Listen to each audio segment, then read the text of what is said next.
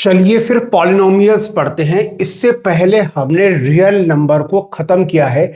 Real number की जो chapter 1 था उस पे हमने पहले हमने एनसीईआरटी करी थी, उसके बाद उसके पीवाईक्यू भी किए थे। तो अगर आपने रियल नंबर वाला वीडियो नहीं देखा है तो उसका जो प्रीवियस ईयर क्वेश्चंस की जो हमने एक वीडियो बनाई थी उसे आप जरूर देखना, क्योंकि वो आपके बहुत बहुत ज्यादा हेल्पफुल रहेगी। चलिए स्टार्ट करते हैं। अब हमारे पास है पॉलिनोमियल्स चैप्टर 2 क्लास 10th। तो सबसे पहले समझते हैं यार पॉलिनोमियल होता क्या है। तो अगर पॉलिनोमियल्स की डेफिनेशन में जाऊं बच्चे, आज ये इस पर हमारे कॉन्सेप्ट्स हैं। आज पहले आपको कॉन्सेप्ट क्लियर करवा देते हैं, फिर इसमें भी ऐसे ही करेंगे। पहले एनसीईआरटी खत्म करेंगे और उसके बाद फिर आपको प्रीवियस ईयर क्वेश्चंस करवा देंगे, ठीक है। तो चलिए आप बहुत ध्यान से सुनेंगे हर एक वीडियो को। चैनल को लाइक सब्सक्राइब जरूर कर दीजिए। चलिए स्टार्ट करते हैं बच्चे पॉलिनोमियल। सबसे पहले आपको पॉलिनोमियल की डेफिनेशन ही समझा देते हैं, पॉलिनोमियल होता क्या है।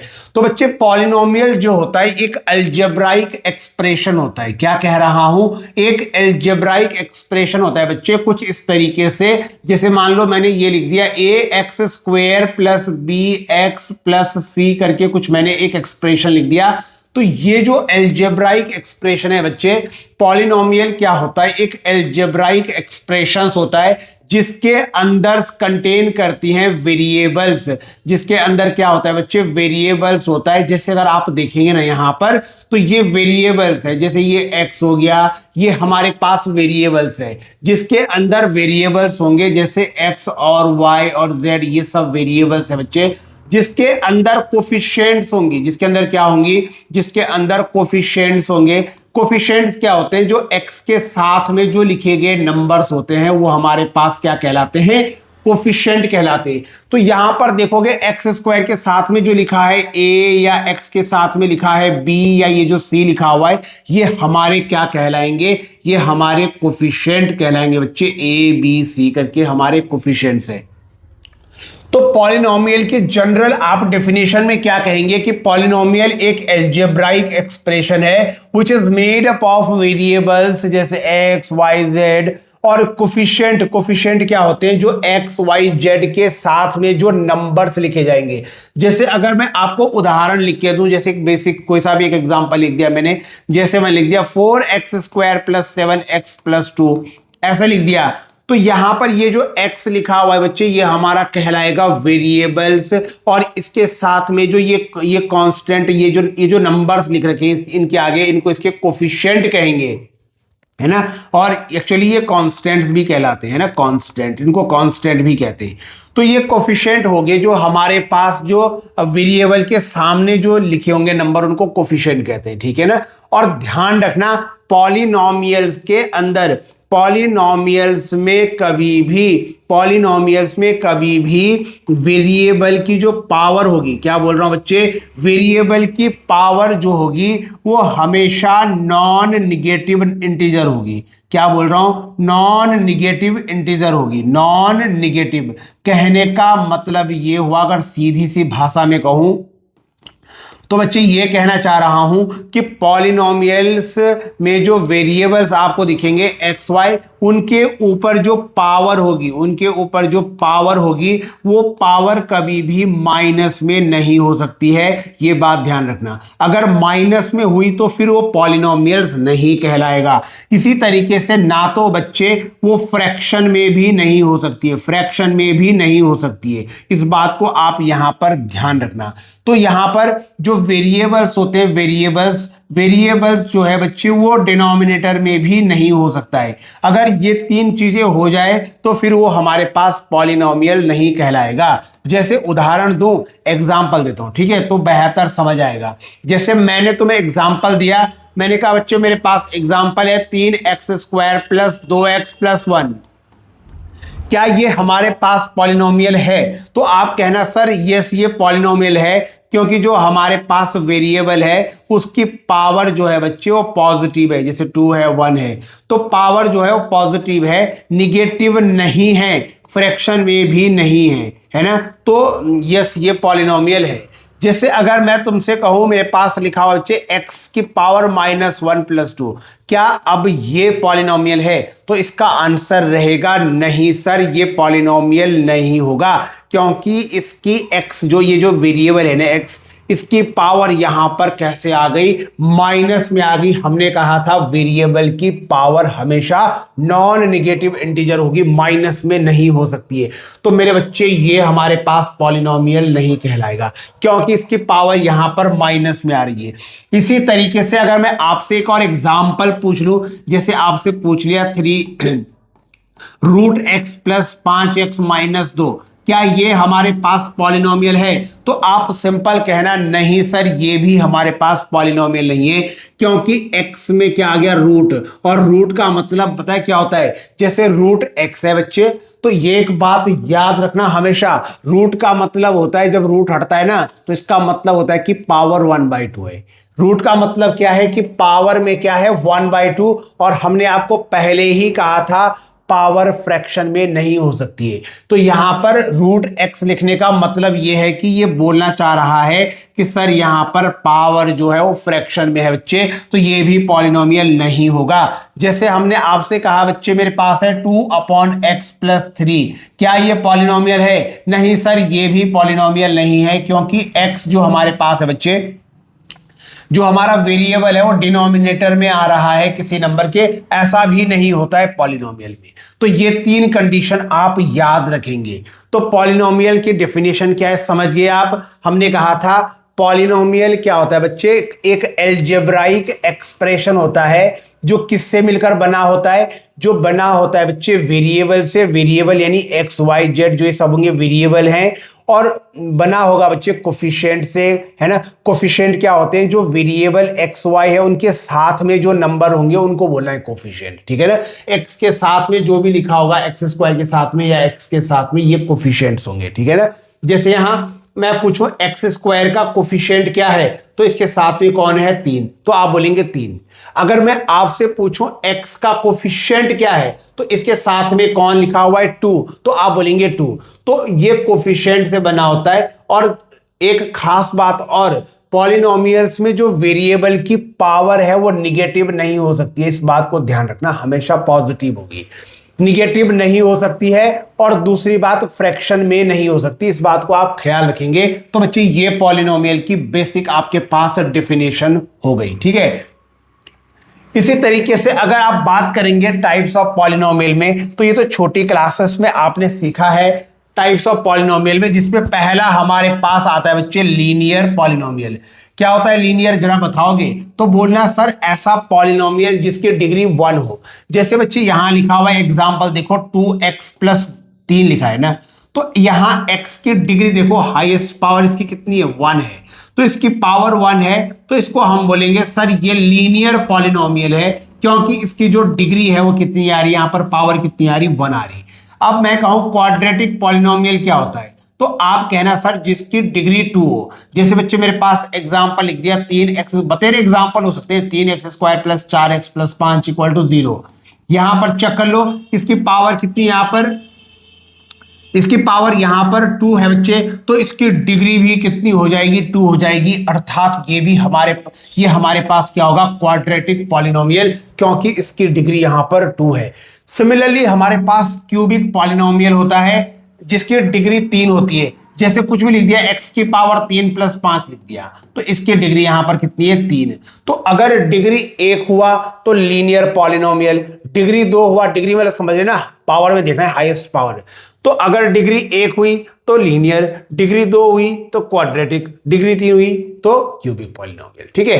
तो पॉलिनोमियल क्या होता है उसकी डेफिनेशन बता दिया मैंने, और टाइप्स ऑफ पॉलिनोमियल भी बता दिए ना। इसके बाद बात करते हैं बच्चे जो कि अपने आप में इंपॉर्टेंट है यहां से, what are zeroes of a polynomial. किसी पॉलिनोमियल के लिए जीरोइज क्या होता है? जीरोइज, तो बच्चे यहां पर ध्यान से समझना, मैं तुम्हें डेफिनेशन बता रहा हूं, ठीक है। माना हमारे पास कोई पॉलिनोमियल है, मैं कुछ भी लिख रहा हूं, ठीक है। सपोज मैंने लिख दिया बच्चे 2x², या ऐसे जनरल लिख रहा हूं, ठीक है, जनरल लिख रहा हूं। माना मेरे पास कोई पॉलिनोमियल है ax² + bx + c = 0। मान लो ये कोई एक पॉलिनोमियल मैंने लिखा है। अब इस पॉलिनोमियल में सपोज मैंने क्या किया, x की जगह में कुछ पुट किया। क्या किया? x की जगह में कुछ पुट किया। सपोज मैंने x की जगह में अल्फा पुट किया। ध्यान से सुनना। तो जब मैं x की जगह में अल्फा पुट करूंगा, यहां भी, और पुट करने के बाद पॉलिनोमियल में मैंने कुछ नंबर पुट किया, और पुट होने के बाद अगर उसका आंसर 0 आता है, अगर उसका आंसर कितना आएगा बच्चे? 0 आएगा, तो हम बोलेंगे कि यस, वो नंबर इसका क्या कहलाएगा? 0 इज। ध्यान से सुन लो, अगर हमारे पास कोई पॉलिनोमियल है और उस पॉलिनोमियल में मैं x की जगह पर कुछ पुट कर रहा हूं, माना मैंने अल्फा पुट किया और मैंने रख के सॉल्व किया, और आंसर 0 अगर आता है, तो वो जो नंबर आप रखेंगे ना x की जगह में, उसे आप कहेंगे उस पॉलिनोमियल का 0 इज, या उसके रूट्स कहते हैं उसको। क्या कहते हैं? 0 इज कहेंगे, या तो उसको रूट्स कहेंगे। क्लियर है बात? या तो 0 इज या तो रूट्स। ठीक है सर, एग्जाम्पल बताओ। तो बच्चों मैं एग्जाम्पल लेके बता रहा हूं, अभी तो समझ जाएगा, कोई दिक्कत की बात इसमें है नहीं, है ना। तो जैसे मेरे पास एग्जाम्पल है बच्चे, जैसे एक पॉलिनोमियल लिख रहा हूं, px इक्वल टू कुछ भी लिख दिया मैंने, x-3, ये रख दिया। अब ये पॉलिनोमियल है, मैंने क्या किया? पुट कर रहा हूं बच्चे, x की जगह कुछ पुट कर रहा हूं। मैंने पुट कर दिया 3। जरा पुट करना, 3 कितना होगा? तो ये पुट करने पर आएगा x की जगह में 3 - 3, देखो 0 आ गया ना, 3 रखने पर 0 आ गया ना। तो हम क्या कहेंगे कि इस पॉलिनोमियल के लिए 3 इसका क्या है? 0 इज। तो हम बोलेंगे 3 is the 0 is of polynomial, है ना। ये जो पॉलिनोमियल है बच्चे, इसका 0 इज क्या है? 3। तो 3 इसका 0 इज माना जाएगा, 0 इज माना जाएगा, या इसी को हम रूट भी बोलते हैं। ठीक है, रूट या तो 0 या तो रूट। ठीक है ना। तो समझ गए ना 0 इज क्या होता है? कि भाई कोई भी पॉलिनोमियल आपको दे रखा है इक्वेशन, उसमें आपने कोई नंबर पुट किया, और पुट करने के बाद अगर 0 आए, अगर आंसर 0 आए, अगर उस पॉलिनोमियल को सेटिस्फाई कर गया, तो उसको आप क्या कहेंगे कि यस, ये उसका 0 इज है। लेकिन अगर 0 ना आए, उसको सेटिस्फाइड ना करे, तो वो उसके 0 इज नहीं कहलाएगा। ठीक है, सिंपल सी बात है, बहुत आसान है। ठीक है ना। अब बच्चे यहां पर एक बात और समझ लो, जैसे मान लो आपके पास क्या हुआ, कोई पॉलिनोमियल आपको y इक्वल टू px। अच्छा, पॉलिनोमियल को जो रिप्रेजेंट करने का तरीका उसको मैं px से लिखता हूं। ठीक है, कोई पॉलिनोमियल है y इक्वल टू px, और उसका आपको ग्राफ दे रखा है। क्या बोल रहा हूं, ध्यान से सुनना। कोई पॉलिनोमियल है y इक्वल टू px, और उसका आपको ग्राफ दे रखा है बच्चे। तो आप, और ग्राफ दे रखा है आपको, ध्यान से सुना, y इक्वल टू px एक पॉलिनोमियल है, उसका आपको ग्राफ दे रखा है, और उस ग्राफ में आपसे 0 इज पूछ रहा है। क्या पूछ रहा है? 0 इज। तो आप पता है क्या देखेंगे? आप देखेंगे कि वो जो ग्राफ है वो x एक्सिस को कितनी जगह पर कट कर रहा है। आपने ये देखना है कि x एक्सिस को कितनी जगह पर वो कट कर रहा है ग्राफ। जितनी जगह पर वो कट करेगा x एक्सिस को, वही उसके 0 इज कहलाएंगे। सर कहना क्या चाह रहे हैं? जैसे यहां पर देखो, मैंने एक ग्राफ दिया तुम्हें, मैंने कहा y इक्वल टू px का एक ग्राफ है मेरे पास, मैंने कहा ये वाला ग्राफ है, मैंने कहा ये वाला ग्राफ है। ठीक है, इस ग्राफ को देखो, ये ग्राफ है। अब यहां पर देख के बताओ, इस ग्राफ को देख के बताओ, वापस से ग्राफ बनाता हूं। ठीक है, दूसरा ग्राफ बनाता हूं। मैंने कहा ये रहा मेरे पास ये ग्राफ, मैंने कहा बताओ y इक्वल टू px का एक ग्राफ है, बताओ कितने 0 इज है। तो आप यहां पर ये देखो कि ये इस ग्राफ ने x एक्सिस को कितनी जगह पर कट किया। तो देखो देखो, x एक्सिस तो ये वाली ना, इसको तो y बोलेंगे, ये तो y है, ये है x एक्सिस। तो एक तो यहां पर कट किया, एक यहां पर कट किया, 2, ये मत बोल देना यहां कट किया, ये तो y एक्सिस है ना, 2 जगह। तो हम बोलेंगे कि सर इसके नंबर ऑफ 0 इज जो हो गए, इस पॉलिनोमियल के नंबर ऑफ 0 इज कितने? 2। सिंपल सी बात है। जैसे मान लो आपको कोई ग्राफ दे दिया है ना, ग्राफ दे दिया, और आपसे पूछ रहा है कि 0 इज बताओ उसकी। ऐसे आपको ग्राफ दे दिया, y इक्वल टू px एक पॉलिनोमियल है, उसका ग्राफ दे दिया आपको ये वाला। अब बताओ कितने 0 इज है। तो ये देखो, इस लाइन ने x एक्सिस को कितनी जगह कट किया, तो इसने तो काटा ही नहीं x एक्सिस को। तो हम बोलेंगे सर इसके जो नंबर ऑफ 0 इज है, नंबर ऑफ 0 इज वो 0 है। क्यों? क्योंकि x एक्सिस को तो काटा ही नहीं। तो यहां पर ध्यान रखना कि 0 is are the points where the graph cuts the x axis. Zeroes वो पॉइंट्स होंगे ग्राफ पर, है ना, जहां पर एक्स एक्सिस को कट किया जाएगा। इस बात को ध्यान रखना, क्वेश्चन करवाएंगे अभी, ठीक है। अब यहां पर जीरोइज ऑफ पॉलिनोमियल तो आप समझ गए, है ना, जीरोइज ऑफ पॉलिनोमियल तो आप समझ गए। क्या होता है जीरोइज ऑफ पॉलिनोमियल? जरा बताओ, खुद से बताओ, जरा वीडियो को पॉज करो और समझाओ मुझे क्या होता है जीरोइज ऑफ पॉलिनोमियल। करो पॉज। बिल्कुल, अगर हम किसी पॉलिनोमियल में x की जगह में, जैसे अगर मान लो y equal to p x कोई पॉलिनोमियल आपको दे रखा है, जैसे मान लो y equal to p x कोई पॉलिनोमियल दे रखा है, कुछ भी दे रखा होगा, जैसे मैंने दे दिया 2x² प्लस 5x माइनस 2। अगर बच्चे, अगर मैं x की जगह में कुछ नंबर पुट करूं और नंबर पुट करने के बाद अगर जीरो आ जाए तो उस पर्टिकुलर नंबर को उसके जीरोइज कहेंगे। मान लो मैंने यहां पर x की जगह में अल्फा पुट किया। क्या पुट किया? अल्फा। ऐसे बोल रहा हूं अल्फा, इसको अल्फा बोलते, ठीक है। और एक बारी मैंने x की जगह में बीटा पुट किया, बीटा, और मान लो दोनों से ही हमारे आंसर जीरो आ गए, तो हम क्या बोलेंगे कि यार अल्फा और बीटा इसके जीरोइज है। आ रही बात समझे? एक्चुअली ये अल्फा और बीटा ऐसे ही नंबर है, बाकी ये कोई नंबर हो सकते हैं, ठीक है। क्वेश्चन में अल्फा बीटा ऐसे मान रहा हूं, ठीक है, ये मत बोलना अल्फा बीटा क्या है सर, ऐसे मान रहा हूं, ठीक है, एक्स की जगह कोई भी नंबर।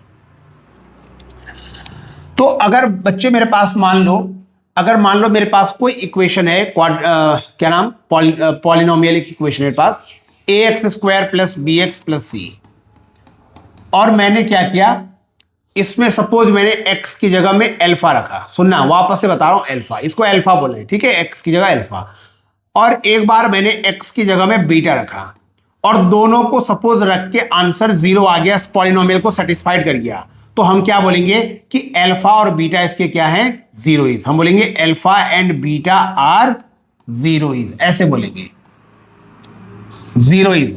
कब बोलेंगे? अगर x की जगह में अल्फा पुट करेंगे, ठीक है, x की जगह में जब अल्फा पुट करेंगे और पुट करने के बाद आंसर कितना है? जीरो आए, या x की जगह में बीटा पुट करें और पुट करने के बाद आंसर कितना है? जीरो। जब आंसर जीरो आए, जब पॉलिनोमियल को सेटिस्फाई करे, तभी बोलना कि ये इनके जीरोइज है। क्लियर? हाँ, अच्छा, अब अगर ये जीरोइज है बच्चे, तो यहां से दो बातें और समझ लो। एक तो निकलता है हमारे पास सम ऑफ जीरो, एक निकलता है प्रोडक्ट ऑफ जीरो। ये दोनों चीजें समझना बहुत जरूरी है। एक तो है हमारे पास सम ऑफ जीरो, एक होता है हमारे पास प्रोडक्ट ऑफ जीरोइज, ठीक है। ये दोनों आप देख लो, जीरोइज का सम और जीरोइज का प्रोडक्ट, ये दोनों फॉर्मूले भी बहुत इंपॉर्टेंट है, तो इसको मैं आपको समझा देता हूं अगले पेज पर, ठीक है। तो माना ये हमारे पास, ये तो क्वेश्चन आ गया, कोई नहीं। माना बच्चे हमारे पास कोई इक्वेशन है, क्वाड्रेटिक पॉलिनोमियल है, ax² plus bx plus c, ये हमारे पास कोई इक्वेशन है, कोई पॉलिनोमियल है, ठीक है। और इसके हमने जीरोइज क्या क्या माने थे पीछे? अल्फा और बीटा। तो लिख लेता हूं लेट अल्फा एंड बीटा, ऐसे मान लो, है ना, अल्फा और बीटा इसके जीरोइज है, अल्फा एंड बीटा आर जीरोइज। समझ रहे हो ना जीरोइज क्या होता है?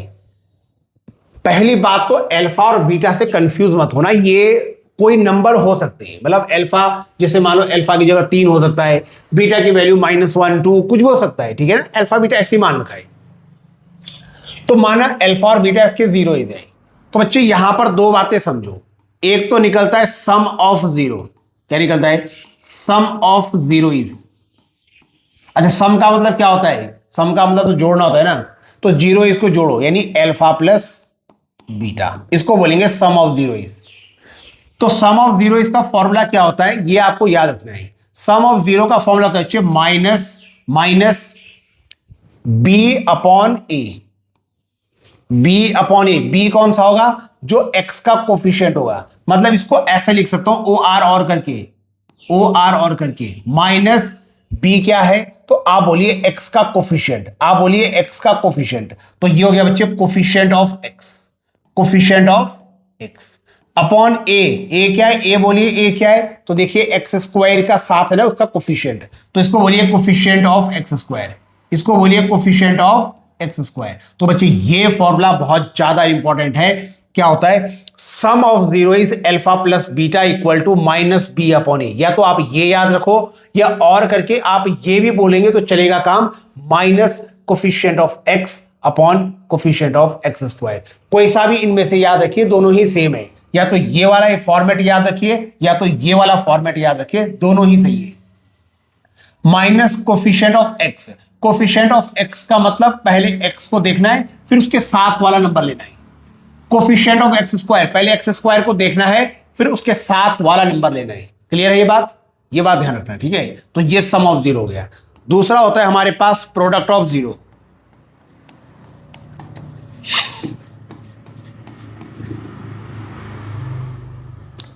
प्रोडक्ट ऑफ जीरो इसमें क्या होता है, अल्फा इंटू बीटा होता है, ठीक है। तो ये हो गया अल्फा इंटू बीटा। प्रोडक्ट का मतलब दोनों की मल्टीप्लाई अल्फा इंटू बीटा। ये कैसे निकलेगा, तो या तो सिंपल सिंपल बोल दो कि सर सी लिख दो और अपॉन में ए लिख दो, या तो ये बोल दो, या ओ आर और करके क्या बोल सकते हैं आप मुझे, सी हमारे पास एक कांस्टेंट है बच्चे, तो बोलना कांस्टेंट नंबर, ये भी बोल सकते हैं, ठीक है ना। कांस्टेंट नंबर अपॉन ए क्या है, बताओ ए क्या है, एक्स स्क्वायर के साथ है ना, तो ये इसका कोफिशिएंट बन जाएगा। तो कोफिशिएंट ऑफ एक्स स्क्वायर। तो ये इस तरीके से इस फॉर्मूले को आप मुझे बोल सकते हैं। या तो सिंपल बोलना कि product of zero sir c upon a होता है। प्रोडक्ट ऑफ जीरो मतलब alpha into beta, c upon a. या और करके इसको क्या बोलेंगे, सी क्या है यहां पर, ये कोई कांस्टेंट नंबर है, तो constant number upon coefficient of x square, मतलब एक्स स्क्वायर के साथ वाला जो नंबर होगा उसको कोफिशिएंट ऑफ एक्स स्क्वायर बोलते हैं। तो ये दोनों फॉर्मूले अब आपके कमांड पर होने चाहिए, बहुत इंपॉर्टेंट है। ये दोनों फॉर्मूले आप अच्छे से याद कर लीजिए। क्लियर, ये दोनों फॉर्मूले अच्छे से याद कर लीजिए। इस पूरे चैप्टर में कुछ नहीं है, सिर्फ यही दो फॉर्मूले, ठीक। एक सम ऑफ जीरो का अल्फा प्लस बीटा का फॉर्मूला क्या है, जरा खुद से बोलो, बिना देखे बोलो, माइनस बी अपॉन ए। और करके क्या बोलेंगे इसको, minus coefficient of x upon coefficient of x square. Coefficient समझ रहे ना, एक्स के साथ वाला number, upon coefficient of x square के साथ वाला नंबर, ठीक है, इस तरीके से। और प्रोडक्ट ऑफ जीरो में अल्फा इंटू बीटा क्या होगा, सी अपॉन ए। और करके कांस्टेंट वाला नंबर ऊपर रहेगा, सी का मतलब कांस्टेंट नंबर और ए का मतलब कोफिशिएंट ऑफ एक्स स्क्वायर। तो बड़ा सिंपल सी बात है, ठीक है। तो ये आपको बहुत ध्यान रखना है इस चीज पर। आइए आपको एक प्रश्न, एक्सरसाइज 2.1 का ये क्वेश्चन कर लेते हैं, एक ही क्वेश्चन है। The graph y equal to p x दिख रहा है, या इसको थोड़ा बड़ा कर दे, लो इसको थोड़ा और बड़ा कर लेते हैं ना, ये लो। अब क्वेश्चन को रीड कर लो। क्वेश्चन में कह रहा है the graph y equal to p x. देखो आपको एक पॉलिनोमियल का ग्राफ दे रखा है, पूछ रहा है फाइंड करिए number of zeroes in each case. हो गया ना सॉल्व, नंबर ऑफ जीरोइज निकालना है। तो ग्राफ में देखना है एक्स एक्सिस को कहां कहां काटा, इस लाइन ने तो कहीं काटा ही नहीं, तो इसके नंबर ऑफ जीरोइज कितने आएंगे भाई, कहीं काटा ही नहीं तो जीरो होगा ना। यहां पर एक जगह पर कट किया गया एक्स एक्सिस को, तो इसके नंबर ऑफ जीरोइज कितने होंगे, बोलो आंसर बोलो, 1। एक जगह कट गया, यहां पर 1 2 3, तो यहां पर नंबर ऑफ जीरोइज 3 होगा। 1 2, तो यहां पर नंबर ऑफ जीरोइज 2 होगा। 1 2 3 4, यहां पर नंबर ऑफ जीरोइज 4 होगा। 1 2 3, नंबर ऑफ जीरोइज 3 होगा, ठीक है।